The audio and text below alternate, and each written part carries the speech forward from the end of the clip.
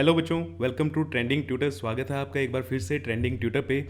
और चलिए आज हम स्टार्ट करते हैं हमारा फिजिक्स का लेक्चर, और जिसमें हम क्वेश्चन प्रैक्टिस करने वाले हैं, इंपॉर्टेंट क्वेश्चंस को देखने वाले हैं जो आपके प्रीवियस ईयर्स में आए हुए हैं, और उन्हीं के थ्रू आपके कॉन्सेप्ट्स को रिवाइज भी करेंगे। तो चलिए स्टार्ट करते हैं। इसमें पहला क्वेश्चन है हमारा, on what factor does the refractive index of a medium depend. भैया रिफ्रैक्टिव इंडेक्स किस किस मीडियम पर डिपेंड करता है, ठीक है। तो रिफ्रैक्टिव इंडेक्स के बारे में आपको पता भी होगा, जब भी मीडियम चेंज होता है तो लाइट की कुछ प्रॉपर्टीज़ क्या होती हैं, चेंज होती है। जैसे स्पीड चेंज हो जाएगी, तो ये किन चीज़ों पे डिपेंड करती है, हमारे रिफ्रैक्टिव इंडेक्स पे डिपेंड करती है। किस मीडियम में लाइट की स्पीड कितनी होगी, ये आप कैसे बताओगे अगर आपको उस मीडियम का रिफ्रैक्टिव इंडेक्स पता है। तो ये थी बात रिफ्रैक्टिव इंडेक्स की। अब ये किन किन मीडियम्स पे डिपेंड करता है।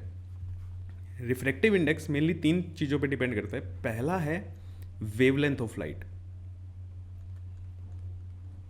पहला है वेवलेंथ ऑफ लाइट। जितनी भी आप अपने आसपास लाइट देखते हो, अलग अलग कलर्स की लाइट देखते हो, उन सब की वेवलेंथ भी क्या होती है, अलग अलग होती है। उन सब की वेवलेंथ भी क्या होती है, डिफरेंट होती है। अब रिफ्रैक्टिव इंडेक्स वेवलेंथ पे कैसे डिपेंड करता है। अगर वेवलेंथ बढ़ेगी, अगर वेवलेंथ इंक्रीज होगी, बढ़ेगी, तो रिफ्रैक्टिव इंडेक्स क्या हो जाएगा, डिक्रीज हो जाएगा। मीन्स इनवर्सली प्रोपोर्शनल है। ये क्या है, इनवर्सली प्रोपोर्शनल है। अब एक तो देखो, ये सिंपल क्वेश्चन आ गया, बता दिया हमने वेवलेंथ पे डिपेंड करता है। यहीं से ना, इस वेवलेंथ वाले पॉइंट से आपसे और भी तरीके के क्वेश्चन पूछे जा सकते हैं। अब देखो, वेवलेंथ वाले पॉइंट को ना एक स्टार मार्क कर लेना, क्योंकि ये बहुत ज़्यादा इंपॉर्टेंट है। अब मैं बताता हूँ आपको कैसे। आपने विबग्योर का पैटर्न पढ़ा होगा, आपने ना विबग्योर का पैटर्न आपने पढ़ा होगा, और उसी विबग्योर से भी आपसे क्वेश्चन पूछे जा सकते हैं। कैसे? For example VIBGYOR। अब आपको पता है लेफ्ट टू राइट जाओगे, लेफ्ट टू राइट जाओगे तो वेवलेंथ क्या होगी, इंक्रीज होगी। वेवलेंथ क्या होगी, इंक्रीज होगी। और अगर वेवलेंथ इंक्रीज होगी तो रिफ्रैक्टिव इंडेक्स क्या होगा, डिक्रीज होगा। मीन्स अगर मैं वॉयलेट की बात करें और रेड की बात करें, रेड की वेवलेंथ ज़्यादा है तो रेड का रिफ्रैक्टिव इंडेक्स क्या है, कम है। तो आपसे कलर से भी पूछा जा सकता है। 4 कलर दे दिए इन्हीं में से विबग्योर से, और आपसे पूछ लिया कि किसकी वेवलेंथ क्या होगी, कम होगी, किसकी वेवलेंथ ज़्यादा होगी। तो रेड की वेवलेंथ क्या होगी, कम होगी। वॉयलेट की सॉरी रेड की वेवलेंथ ज़्यादा है, वेवलेंथ ज़्यादा है तो रिफ्रैक्टिव इंडेक्स क्या होगा, कम होगा। और इसकी वेवलेंथ कम है तो इसका रिफ्रैक्टिव इंडेक्स क्या होगा, ज़्यादा होगा। और रिफ्रैक्टिव इंडेक्स चेंज हुआ है तो स्पीड भी चेंज होगी। अब आपसे ये भी पूछा जा सकता है कि रेड या वॉयलेट में से या और भी किसी कलर से कंपेयर करें तो कौन सा कलर फास्ट चलेगा और कौन सा कलर स्लो चलेगा। तो ये चीज़ आप मेरे को कमेंट करके बताओगे कि रेड की स्पीड ज़्यादा होगी या वॉयलेट की स्पीड ज़्यादा होगी। तो चलिए नेक्स्ट हम डिस्कस करते हैं सेकंड जो हमारा फैक्टर है। सेकंड फैक्टर है density of medium. Refractive index medium की डेंसिटी पे भी डिपेंड करता है, और ये तो बड़ी इजीली आपको पता भी होगा। जितना ज़्यादा मीडियम डेंस होगा उतना ज़्यादा उसका क्या होगा, रिफ्रैक्टिव इंडेक्स होगा। मीन्स डेंसिटी अगर बढ़ेगी तो रिफ्रैक्टिव इंडेक्स भी बढ़ेगा। डेंसिटी बढ़ेगी तो रिफ्रैक्टिव इंडेक्स बढ़ेगा। और तीसरा फैक्टर जिस पर रिफ्रैक्टिव इंडेक्स डिपेंड करता है वो है टेम्परेचर। वो है टेम्परेचर। टेम्परेचर के साथ रिफ्रैक्टिव इंडेक्स का क्या रिलेशन है। टेम्परेचर अगर आप बढ़ाओगे तो रिफ्रैक्टिव इंडेक्स कम हो जाएगा। अब ऐसा क्यों होता है, टेम्परेचर बढ़ाने से मटेरियल की या मीडियम की, जो भी आपका मीडियम है, उसकी विस्कोसिटी कम हो जाती है। टेम्परेचर से क्या होता है, विस्कोसिटी कम हो जाती है। और विस्कोसिटी कम होना मतलब वो कम गाढ़ा हो जाएगा, वो पतला हो जाएगा। आप ये समझ सकते हैं, अगर हम लिक्विड की बात करें तो जितना पतला होगा उसका क्या होगा, रिफ्रैक्टिव इंडेक्स उतना ही कम होगा। तो चलिए, ये था हमारा फर्स्ट क्वेश्चन कि किन किन फैक्टर पे हमारा रिफ्रैक्टिव इंडेक्स डिपेंड करता है। नेक्स्ट क्वेश्चन भी रिफ्रैक्टिव इंडेक्स के ऊपर ही है, और refractive index of a diamond, ये आपका एनसीईआरटी का ही क्वेश्चन है कि कोई भी मीडियम है या डायमंड है, कोई भी मटेरियल है, उसका एक रिफ्रैक्टिव इंडेक्स होता है। अब रिफ्रैक्टिव इंडेक्स को कुछ बच्चे म्यू से लिखते हैं, कुछ बच्चे एन से लिखते हैं। जिससे भी आपने लिखना है आप लिख सकते हो। अब रिफ्रैक्टिव इंडेक्स का फॉर्मूला हमें पता है क्या होता है। रिफ्रैक्टिव इंडेक्स का फॉर्मूला होता है C/V। सी क्या होता है? Speed of light. सी क्या होता है? Speed of light. और वी क्या होता है? Speed of light in medium. ये वैक्यूम में होती है और ये किस में होती है? मीडियम में होती है। अब यहाँ पे अगर मैं speed of light in vacuum की बात करूँ तो ये तो फिक्स है, ये तो कांस्टेंट है। वैक्यूम में तो लाइट हमेशा कितनी स्पीड से चलेगी? 3 × 10⁸ से। तो यहाँ से अगर मैं मीडियम में, इस डायमंड का हमें रिफ्रैक्टिव इंडेक्स पता है, तो डायमंड में अगर हम स्पीड निकालना चाहें तो वो रिफ्रैक्टिव इंडेक्स, डायमंड का जो रिफ्रैक्टिव इंडेक्स होगा उससे क्या हो जाएगी? डिवाइड हो जाएगी। तो यहाँ पे क्या हो रहा है? देखो 3 × 10⁸ अपॉन 2.42, और डिवाइड होने का मतलब क्या होता है? कम हो गया। डिवाइड होने का मतलब क्या होता है? कम करना। मीन्स आपकी जो लाइट वैक्यूम में 3 × 10⁸ मीटर पर सेकेंड से चलती थी, वो डायमंड में 2.42 टाइम्स कम हो जाएगी। ठीक है, डिवाइड करने का मतलब क्या है? कम होना।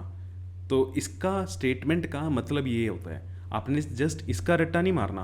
आपको कोई भी मीडियम दे दे, उसका रिफ्रैक्टिव इंडेक्स जितना भी है उतने टाइम्स, ठीक है, मीन्स यहाँ पे जो 2.42 टाइम्स, 1/2.42 टाइम्स क्या हो जाएगी? स्पीड कम हो जाएगी।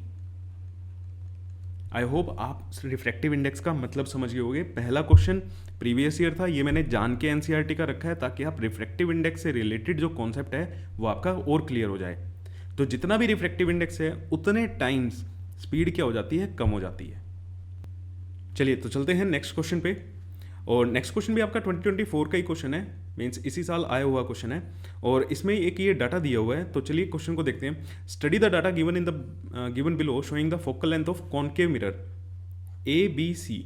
ये 3 मिरर दिए हुए हैं और ये 3 मिरर कौन से हैं? कॉनकेव मिरर हैं। ये कौन से मिरर हैं? कॉनकेव मिरर हैं। उनकी फोकल लेंथ दी हुई है और उनके सामने ऑब्जेक्ट कितने डिस्टेंस पे है वो हमें बता रखा है। सारा डाटा ये सेंटीमीटर में ही है। तो चलिए क्वेश्चन पढ़ते हैं, क्या कहता है? In which one of the above cases the mirror will form diminish image of object. किस में आपका डिमिनिश बनेगी? ठीक है, अब ये क्वेश्चन कैसे होएगा? ये क्वेश्चन होएगा अगर आपको रे डायग्राम्स आते हैं। इसीलिए मैं अपनी क्लास में भी बार बार कहता हूँ कि रे डायग्राम्स बहुत ज़्यादा ज़रूरी हैं, और क्लासेस पढ़ी भी हुई हैं, आप जाके देख सकते हो। अब देखो डाटा, देखो मिरर ए में फोकल लेंथ कितनी है? 20, और ऑब्जेक्ट कितने पे रखा हुआ है? 45 पे।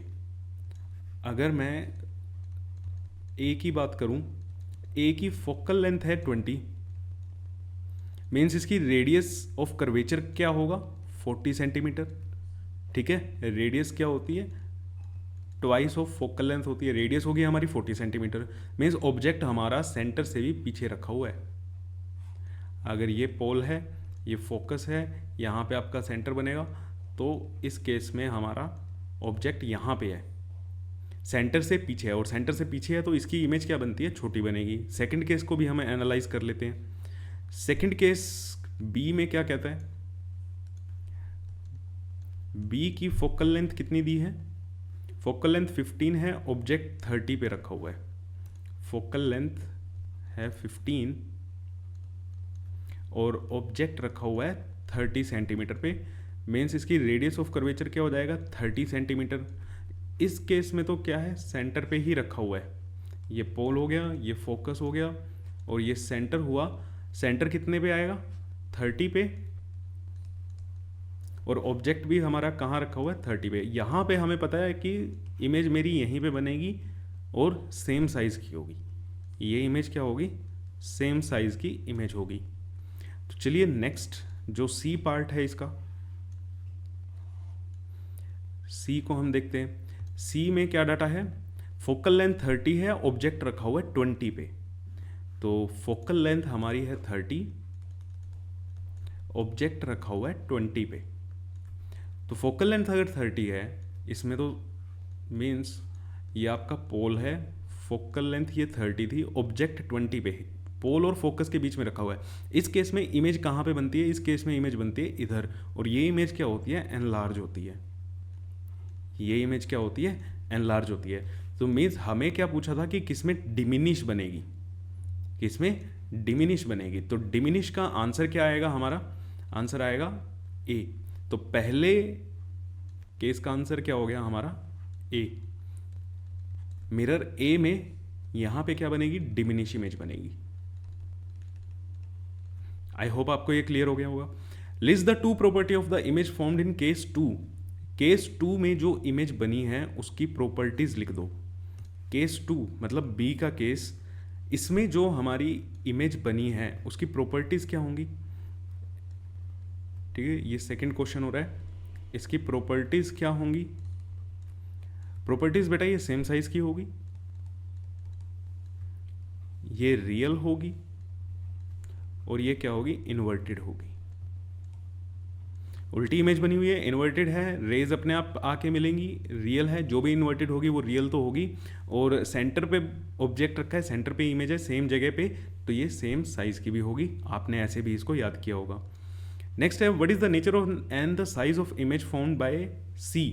सी ने कैसा नेचर है, कैसा उसका क्या है साइज है वो बताओ, और रे डायग्राम बना के दिखाओ। तो सी का हमने रे डायग्राम ऑलरेडी बना दिया है। दोबारा से अगर मैं इस डायग्राम को बनाता हूं तो देखते हो, ये पोल, ये फोकस, ऑब्जेक्ट आपका यहां पे पैरेलल जाएगा तो फोकस से पास करेगी, और अगर मैं इसको पोल पे टकराऊं, जितने एंगल पे गई है उतने ही एंगल पे ये रिफ्लेक्ट हो जाएगी। तो ये आगे नहीं मिलती, कहीं पे पीछे जाके ये रेज मिलती हैं। ये आपका डायग्राम बना। और इसमें प्रॉपर्टीज क्या है, इसमें नेचर क्या है, नेचर क्या होगा इसका, ये वर्चुअल है एंड इरेक्ट है। वर्चुअल है और इरेक्ट है। आई नो थोड़ा सा मैसी हो गया है, बट हमें क्वेश्चन देखने हैं कि क्वेश्चन आते कैसे हैं और उसको कैसे करना है। आपने यहाँ पे कोई नोट्स नहीं बनाने, सिर्फ अपने रफ कॉपी लेके बैठिए और उसमें क्वेश्चन सोल्व करते रहिए। ठीक है, यहाँ पे कोई नोट्स नहीं बन रहे। ये नोट्स आप डाउनलोड भी कर सकते हो, आपको पता है कि पीडीएफ का लिंक आपको नीचे मिल जाएगा। मैं यहाँ पे क्वेश्चन सोल्व कैसे करने हैं, कैसे आपको इन क्वेश्चंस को अप्रोच करना है, मेरे लिए वो ज़्यादा इंपॉर्टेंट है।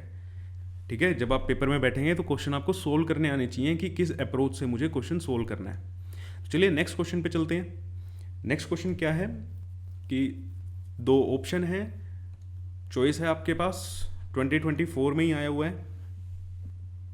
पहला तो सिंपल है, थ्योरी का क्वेश्चन है कि लॉज ऑफ रिफ्रैक्शन बता दो। तो लॉज ऑफ रिफ्रैक्शन हमने किए हुए हैं भाई, सबको पता है लॉज ऑफ रिफ्रैक्शन क्या होते हैं, और इसका आंसर मैं आपके लिए लिख के भी लाया हूं ताकि हमारा टाइम बच सके। तो इंसिडेंट रे, रिफ्लेक्टेड रे और नॉर्मल सारे के सारे सेम प्लेन में होते हैं। ठीक है, ये आपको पता है। सेकंड लॉ क्या कहता है, अब यहाँ पे रिफ्रैक्शन की बात हो रही है, रिफ्रैक्शन की बात हो रही है, तो मीडियम पे डिपेंड कर जाएगी रे जहाँ भी जाएगी। अगर ये इंसिडेंट है, ये रिफ्लेक्टेड रे है। तो सेकंड लॉ क्या कहता है, सेकंड लॉ क्या था इसमें, स्नेल्स लॉ। सेकंड लॉ क्या था, स्नेल्स लॉ। स्नेल्स लॉ क्या कहते हैं, sine of angle of incidence upon sine of angle of refraction is constant. और ये कांस्टेंट किसके बराबर होता था, ये आपका रिफ्रैक्टिव इंडेक्स के बराबर होता था। तो यही लिखा हुआ है, the ratio of sine of angle of incidence to the sine of angle of refraction, the ratio of sine of angle of incidence to sine of angle of refraction for a light of a given colour and the given pair of media is constant. ठीक है, ये क्या होता है, constant होता है। अब यहाँ पे मुझे ये लिख के बताओ, यहाँ पे दो मीडियम है। ठीक है, यहाँ पे क्या है, मीडियम 1 है, मीडियम 2 है। यहाँ पे मेरे को रिफ्रैक्टिव इंडेक्स मीडियम 1 का लिखना है या मीडियम 2 का लिखना है या किसी और तरीके से कुछ रेशो लेके लिखनी, कैसे भी लिखना है। हिंट आपको मिल चुका है, तो मेरे को कमेंट में बताओ यहाँ पे किसका रिफ्रैक्टिव इंडेक्स आएगा। ठीक है, तो एक ये ऑप्शन, ये क्वेश्चन तो हमारा हो गया। 2024 में चॉइस थी आपके पास। और चलिए नेक्स्ट इसमें ही देखते हैं, define the term absolute refractive index of medium. Absolute refractive index, absolute refractive index क्या होता है, एब्सोल्यूट रिफ्रैक्टिव इंडेक्स आपका वैक्यूम के रिस्पेक्ट में हम लेते हैं। चलो मैं इसको लिखता हूं कि एब्सोल्यूट रिफ्रैक्टिव इंडेक्स क्या होता है।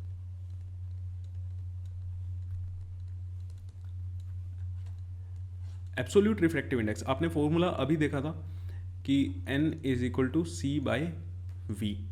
तो एब्सोल्यूट रिफ्रैक्टिव इंडेक्स क्या होता है, रेशो होती है speed of light in vacuum to speed of light in a given medium. तो it is the ratio of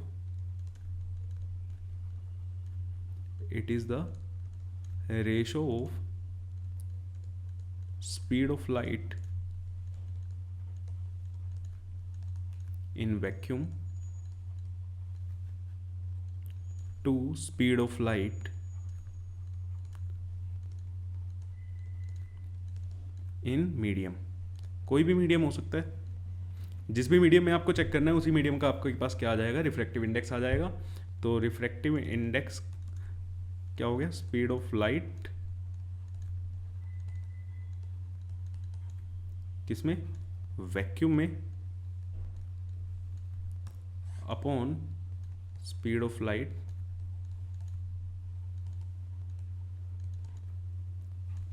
medium में। और यहाँ पे भी जो आपका रिफ्रैक्टिव इंडेक्स होगा वो इसी मीडियम का होगा, ठीक है, वो इसी मीडियम का होगा। तो इसमें आगे क्या है, हमने डिफाइन कर दिया रिफ्रैक्टिव इंडेक्स को। अभी कह रहे हैं a ray of light enters from vacuum से ग्लास में जा रही है जिसका रिफ्रैक्टिव इंडेक्स है 1.5। ग्लास का रिफ्रैक्टिव इंडेक्स दिया हुआ है 1.5। Find the speed of light in glass. और वैक्यूम में आपको स्पीड दे रखी है, देखो वैक्यूम में इन्होंने स्पीड दे रखी है, वैसे देते नहीं है, ठीक है। Speed of light in vacuum आपको याद होनी चाहिए। तो इन्होंने पूछा है speed of light in glass, speed of light in glass, और ग्लास का रिफ्रैक्टिव इंडेक्स दिया हुआ है 1.5। तो अभी हमने देखा था रिफ्रैक्टिव इंडेक्स जिस भी मीडियम का हमें निकालना है, C अपॉन उसी मीडियम में उसकी लाइट की रेशो। तो यहाँ पे हमें स्पीड निकालनी है, तो C अपॉन रिफ्रैक्टिव इंडेक्स आ जाएगा उसी मीडियम का। और यहाँ पे हमारे लिए मीडियम क्या है, ग्लास है, कांच की बात हो रही है, तो C upon refractive index of glass. तो 3 × 10⁸ अपॉन रिफ्रैक्टिव इंडेक्स ग्लास का कितना है 1.5। तो इसको आप जैसे ही डिवाइड करोगे तो ये क्या आएगा 2 × 10⁸ मीटर पर सेकेंड। तो ये आपका आंसर आ गया, this is the speed of light in glass, ठीक है। तो मीडियम चेंज होता है, आपको पता है स्पीड क्या हो जाती है, चेंज हो जाती है। और कैसे निकालेंगे, अगर रिफ्रैक्टिव इंडेक्स दिया है तो लाइट की स्पीड जो वैक्यूम में होती है रिफ्रैक्टिव इंडेक्स से आप डिवाइड कर दो। तो आई होप ये क्वेश्चन भी आपको क्लियर हुआ होगा। तो चलिए चलते हैं नेक्स्ट क्वेश्चन पे। नेक्स्ट क्वेश्चन सेम 2024 का ही है और इसमें भी चॉइस है आपके पास, एक ये है और एक ये क्वेश्चन आया हुआ है। तो हम दोनों ही देखते हैं, तो क्वेश्चन पढ़ लेते हैं पहले। क्वेश्चन क्या कह रहा है, the variation of image distance with the object distance for a convex lens. अब ये है लेंस के ऊपर, देखो मिरर पे भी आया हुआ है डाटाबेस ही और लेंस पे भी आया हुआ है डाटाबेस ही। अलग अलग सेट में हो सकता है ये, बट आप देख सकते हो कि डाटाबेस कैसे आ रहे हैं। आपको डाटा दिया जा रहा है और या तो रे डायग्राम उसी के अकॉर्डिंग बनाया जा रहा है या कुछ भी क्वेश्चंस पूछे जा रहे हैं। कह रहे हैं इसको एनालाइज करो और जो हमने क्वेश्चन पूछे हैं उसका आंसर करो। चलो भाई ठीक है। तो पहला क्वेश्चन क्या है, क्वेश्चन पढ़ते हैं पहले। विदाउट कैलकुलेशन, बिना किसी कैलकुलेशन के इस कॉन्वेक्स लेंस की क्या करो आप, फोकल लेंथ निकालो और उसको जस्टिफाई करो कि आपने ये कैसे किया है। तो एक बार मैं न्यू स्लाइड ओपन कर लेता हूँ। तो वापस आते हैं अब इस डाटा पे। देखो हमें कोई कैलकुलेशन नहीं करनी, अब चीटिंग के लिए आप इसमें कर भी सकते हो, ठीक है, पिछले वाली शीट पे जाके कर लो, कौन देखेगा। बट भैया आपका ही टाइम बहुत ज़्यादा लगेगा, इतना सारा डाटा है, कैसे एनालाइज करोगे। अब यहाँ पे ऑब्जेक्ट कॉन्वेक्स लेंस, मैं एक रफ डायग्राम बना देता हूँ जिसमें हमें टर्मिनोलॉजी का पता होगा। ये इसका ऑप्टिकल सेंटर, ये F2, ये 2F2, ये F1 और ये 2F1। तो अब इसको बना के हम डाटा देख लेते हैं। ऑब्जेक्ट डिस्टेंस क्या है, -150। माइनस क्या शो कर रहा है, माइनस ये क्या है यहाँ पे साइन कन्वेंशन। जो ये साइन है नेगेटिव का, ये किसके लिए लगा हुआ है, साइन कन्वेंशन। ये साइन कन्वेंशन है, नेगेटिव है मीन्स लेफ्ट साइड में है। लेफ्ट साइड वाली सारी चीज़ें क्या होती हैं, नेगेटिव। राइट साइड वाली सारी चीज़ें क्या होती हैं, पॉजिटिव। ये चीज़ें आपको पता है। चलो -150 और इमेज का डिस्टेंस क्या है +30 सॉरी। तो मीन्स -150 और इमेज बन रही है +30 पे। ओके, इससे मुझे कुछ नहीं पता चल रहा भाई, फोकल लेंथ के बारे में कुछ नहीं पता चल रहा। यहाँ पे -75 पे रखा हुआ है ऑब्जेक्ट, और ये इसके हाफ डिस्टेंस पे बन रही है। मतलब इधर अगर -75 है तो इससे आधे डिस्टेंस पे ये बनेगी इमेज, इससे भी मुझे कुछ नहीं पता चल रहा। नेक्स्ट है -50 और इमेज बन रही है +50 पे, सेम डिस्टेंस पे बन रही है। सेम डिस्टेंस पे कहाँ बनती है इमेज, किस पॉइंट पे इमेज सेम बनती है, उसी डिस्टेंस पे। हमें पता है कि अगर मैं ऑब्जेक्ट को 2f पे रखूँ, 2f1 पे रखूँ, तो मेरी इमेज कहाँ बनेगी, 2f2 पे बनेगी। ये मेरी इमेज कहाँ बनेगी, 2f2 पे बनेगी। तो यहाँ से इसका जितना डिस्टेंस और ये जितना डिस्टेंस है, ये क्या होगा, बराबर होगा। और ये किसी केस में पॉसिबल है, इमेज डिस्टेंस और ऑब्जेक्ट डिस्टेंस बराबर किसी केस में पॉसिबल है, जब इमेज कहाँ रखी हो, 2f1 पे। तो यहाँ से अब मुझे हिंट मिल गया है कि एज, फर्स्ट क्वेश्चन का आंसर है as image distance is equal to object distance. Image का डिस्टेंस और ऑब्जेक्ट का डिस्टेंस क्या है, बराबर है। तो means object is placed at 2f। Object कहाँ पे रखा हुआ है, 2f पे, और ऑब्जेक्ट इन्होंने क्या बोला है, कहाँ पे है, 50 सेंटीमीटर दूर। माइनस साइन ये बता रहा है लेफ्ट साइड में है। अगर ऑब्जेक्ट 2f पे है तो यहाँ से मेरी फोकल लेंथ कितनी आ गई, यहाँ से फोकल लेंथ कितनी आ गई, 25 सेंटीमीटर। यहाँ से मेरे पास फोकल लेंथ कितनी आ गई, 25 सेंटीमीटर।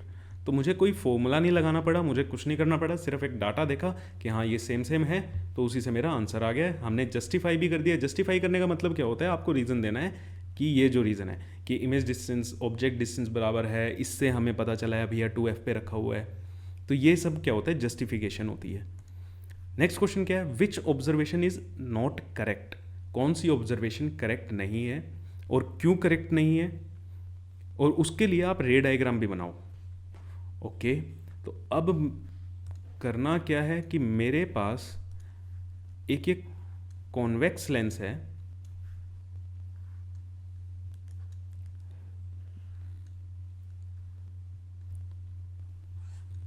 मेरे पास एक कॉन्वेक्स लेंस है जिसकी फोकल लेंथ मेरे को पता है।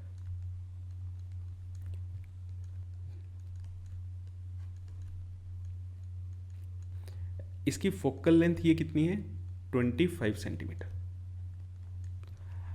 तो कौन सी ऑब्जर्वेशन करेक्ट नहीं है, देखो ऑब्जेक्ट -150 पे रखा हुआ है, +30 पे बन रही है, बन सकती है, बिल्कुल है भैया, बहुत दूर रखा हुआ है, ठीक है, ऑब्जेक्ट 2f से भी बहुत दूर है।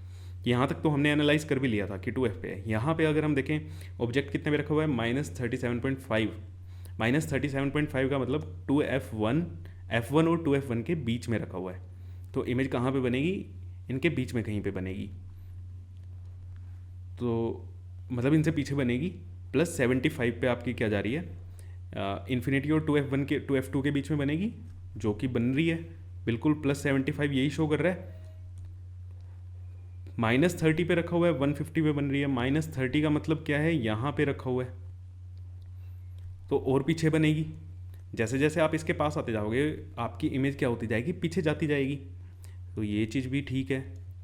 नेक्स्ट क्या है, -15 पे रखा हुआ है और +37.5 पे। -15 का मतलब क्या है आपका कि ऑब्जेक्ट यहाँ पे रखा हुआ है, फोकस और ऑप्टिकल सेंटर के बीच में है। अगर इसमें इमेज आपकी बन रही है +37.5, प्लस मतलब राइट साइड में, इस केस में राइट साइड में तो इमेज बन नहीं सकती, इस केस के लिए इमेज कहीं ना कहीं पीछे बनेगी, ठीक है, हो सकता है यहाँ पे बने।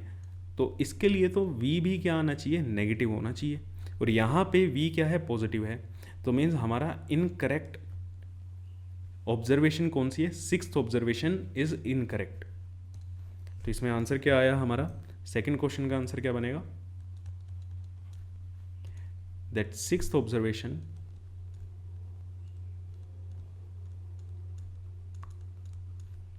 Is incorrect. सिक्स्थ ऑब्जर्वेशन क्या है, इनकरेक्ट है। अब उसके लिए रीज़न भी हमने दे दिया। रीज़न क्या है भैया, रीज़न क्या होना चाहिए, v should be negative because in this case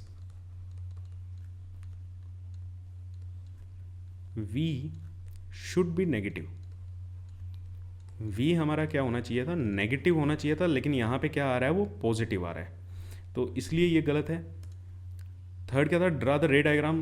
रे डायग्राम आपको बनाना है भैया, रे डायग्राम हम बना भी चुके हैं, चलो और अच्छे से बनाते हैं इसको। ये F1 और ये 2F1, F2, 2F2 यहाँ से आएगी, पैरेलल आ रही है तो रूल के अकॉर्डिंग कहाँ से पास करेगी, फोकस से पास करेगी, फोकस से पास कर गई। अब सेकंड केस के लिए मैं कहाँ से निकालता हूँ, मैं निकालता हूँ ऑप्टिकल सेंटर से। ऑप्टिकल सेंटर से ये ऐसे पास करेगी, तो आगे तो ये कहीं पे मिलेंगी नहीं, ये कहीं ना कहीं हमारी पीछे ज़रूर मिलेगी। फॉर एग्जांपल यहाँ पे ये क्या बन रही है, हमारी इमेज बन रही है, और ये डिस्टेंस कितना आएगा, ये डिस्टेंस, इनका डाटा ठीक होता है, इन्होंने सिर्फ साइन की गलती लगा रखी थी, ये -37.5 आएगा। ठीक है, इन्होंने जो ये डाटा दिया हुआ है -37.5 आना था, यहाँ पे जस्ट एक प्लस की गलती है, डाटा बिल्कुल करेक्ट है। अब सर आपको कैसे पता कि डाटा करेक्ट है, तुम्हें लेंस फॉर्मूला आता है, तुम लेंस फॉर्मूला लगाओ। ठीक है, तुम्हें लेंस फॉर्मूला आता है, कहते हो तो मैं यहाँ पे कर भी देता हूँ। लेंस फॉर्मूला क्या कहता है, 1/f is equal to 1/v minus 1/u। Focal length हमें पता है, फोकल लेंथ कितनी है 25, v ऑब्जेक्ट कितने पे रखा हुआ है -15। तो यहाँ से जैसे ही आप सोल्व करोगे इसको 125 माइनस 1/15, तो इसका आंसर क्या आएगा आपके पास, -2/75। 1/v क्या आ गया, -2/75, तो v यहाँ से क्या आ गया, -37.5। तो ये आपका प्रूफ भी हो गया कि पोजीशन क्या आएगी यहाँ पे हमारी -37.5। तो उसमें डाटा में सिर्फ पॉजिटिव साइन की गलती थी, इनका डाटा करेक्ट होता है। ठीक है, तो चलो भाई थर्ड देख लेते हैं। Find appropriate value of magnification for u is equal to -30। u is equal to -30, -30 means ये वाला केस है, फिफ्थ केस की हम बात कर रहे हैं। फिफ्थ केस में u -30 है, तो इसके लिए मैग्निफिकेशन बता दो। तो मैग्निफिकेशन तो बहुत ईजी है, मैग्निफिकेशन का फॉर्मूला क्या होता है, थर्ड मैग्निफिकेशन का फॉर्मूला क्या होता है, v/u।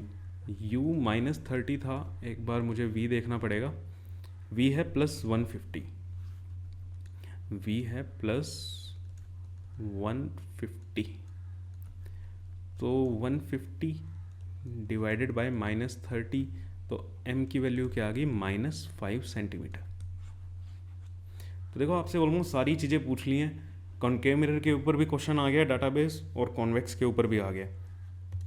तो ये हमारी एक चॉइस ये थी आपके पास, या तो आप ये अटेम्प्ट कर सकते थे इस डाटा को देख के। अब हम देखते हैं अपना जो ये और वाला है, ठीक है, इस पार्ट को हम देखते हैं। और में ये पार्ट है हमारा, इसमें थ्योरी भी दी हुई है, define the principal axis of a lens. Lens की प्रिंसिपल एक्सिस को डिफाइन कर दो। तो चलो भाई, प्रिंसिपल एक्सिस क्या होती है, कोई भी लेंस हो, ठीक है ना, उसमें दो कर्वेचर होते हैं, और उन दोनों कर्वेचर के क्या बनेंगे, सेंटर बनेंगे। तो उन सेंटर को ज्वाइन करती हुई जो लाइन पास करती है, उन सेंटर से जो लाइन पास करती है, उसी को प्रिंसिपल एक्सिस बोलते हैं। तो प्रिंसिपल एक्सिस क्या होगी, an imaginary line passing through the center of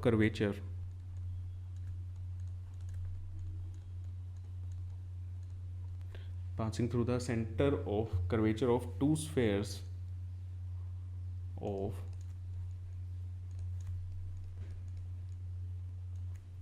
2 spheres of which lens is a part, which spherical lens is a part। तो ये होता है हमारा प्रिंसिपल एक्सिस। हमने डायग्राम, अच्छा इसमें डायग्राम भी बनाना है, draw ray diagram to show that what happen when a ray of light parallel to principal axis of concave lens. Concave lens के जब एक एक्सिस के पैरेलल आती है तो वो लाइन कैसे पास करती है। तो इसमें तो रूल्स हैं जो आपके डायग्राम बनाने में हेल्प करते हैं। ये हमारा हो गया कॉनकेव लेंस, ये प्रिंसिपल एक्सिस, ये उसका ऑप्टिकल सेंटर। अब इसमें क्या आ रही है, पैरेलल आ रही है। इसमें क्या आ रही है, पैरेलल आ रही है। पैरेलल जब भी रे आएगी कहाँ से पास करेगी, फोकस से पास करेगी। ये ऐसे पास करनी चाहिए, बट ये डाइवर्जिंग नेचर का होता है तो हमारी रे कैसे चल जाएगी, यहाँ पे चली जाएगी। ये कैसा लेंस है, डाइवर्जिंग। ये कैसा लेंस है, डाइवर्जिंग लेंस है। तो ये इसका क्या बन जाएगा, रे डायग्राम बन जाएगा। तो चलो नेक्स्ट, इसमें नेक्स्ट क्या पार्ट है, सेकंड पार्ट देखते हैं। सेकंड पार्ट में न्यूमेरिकल दिया हुआ है। The focal length of concave lens is 20 centimetre. Concave lens की फोकल लेंथ दी हुई है 20 centimetre. At what distance should a object be placed. 5 centimetre का आपका ऑब्जेक्ट है, मतलब हाइट दे दी है 5 सेंटीमीटर ऑब्जेक्ट की। इसको हमें रखना है ताकि इमेज हमारी 15 सेंटीमीटर पे बने। इमेज हमारी 15 सेंटीमीटर पे बने। तो चलिए इस क्वेश्चन को भी देखते हैं। फोकल लेंथ क्या है, 20 सेंटीमीटर। फोकल लेंथ कितनी है, 20 सेंटीमीटर। अब आपको यहाँ पे साइन कन्वेंशन ज़रूर ध्यान रखने हैं। कॉनकेव लेंस की जो फोकल लेंथ होती है वो कैसी होती है, नेगेटिव होती है। तो यहाँ पे f की वैल्यू क्या आएगी, नेगेटिव। और हाइट दे रखी है ऑब्जेक्ट की, हाइट दे रखी है ऑब्जेक्ट की 5 सेंटीमीटर। v पोजीशन दे रखी है इमेज की, कितनी है, 15 सेंटीमीटर। बट यहाँ पे जब हम फॉर्मूले में पुट करेंगे तो वो क्या होगा, -15 होगा। क्यों, क्योंकि सारी की सारी इमेज कहाँ पे बनती हैं, अगर आपको रे डायग्राम याद है तो लेफ्ट साइड में बनती हैं। और जो भी चीज़ लेफ्ट साइड में हो बाय साइन कन्वेंशन वो हम कैसे लेते हैं, नेगेटिव लेते हैं। तो मिरर लेंस फॉर्मूला लगा दो, 1/f is equal to 1/v minus 1/u। तो focal length 1/-20 is equal to 1/-15 minus 1/u। -1/u, तो इसको जैसे ही सोल्व करोगे 1/u is equal to -1/15 plus 1/20, और ये आपका आंसर आ जाएगा -1/60। ठीक है, सोल्व करना है, पूरा सोल्व कर लो। एलसीएम इसका आ जाएगा 60, यहाँ से -4 + 3 तो -1/60। तो u की वैल्यू आ गई हमारी -60 सेंटीमीटर। तो आपको -60 सेंटीमीटर दूर आपको ऑब्जेक्ट रखना पड़ेगा ताकि आपकी इमेज कहाँ बने, 15 सेंटीमीटर पे बने। और भी कुछ पूछा है इसमें। Also calculate the size of image form. Size भी हमें बताना है, साइज का मतलब मैग्नीफिकेशन। और साइज निकालने के लिए हमें मैग्नीफिकेशन चाहिएगा। तो देखो मैग्नीफिकेशन का फॉर्मूला क्या होता है, height of image upon height of object. और ये किसके इक्वल भी होता है, ये होता है v/u। तो मुझे हाइट ऑफ इमेज निकालनी है, हाइट ऑफ ऑब्जेक्ट मेरे पास है, तो हाइट ऑफ इमेज इन दो का यूज़ करके v/u into height of object. अब v क्या था मेरा, -15 था, और u कितना आया, -60। ऑब्जेक्ट की हाइट कितनी दी हुई है, 5। तो ये क्या आ गया, 5/4 मीन्स हाइट कितनी आई ऑब्जेक्ट की, 1.25 सेंटीमीटर। तो ये हमारा आंसर हो गया। तो सारी चीज़ें आपको क्लियर हैं। तो आज के लिए इतना ही था। आई होप ये क्वेश्चन आपको पसंद आए होंगे, और ये प्रीवियस ईयर के क्वेश्चन है और आपको ऐसे ही प्रैक्टिस करनी है, और डेली ऐसे ही लेक्चर आते रहेंगे। तो वीडियो को शेयर कर दो और प्रैक्टिस करते रहो। मिलते हैं नेक्स्ट क्लास में।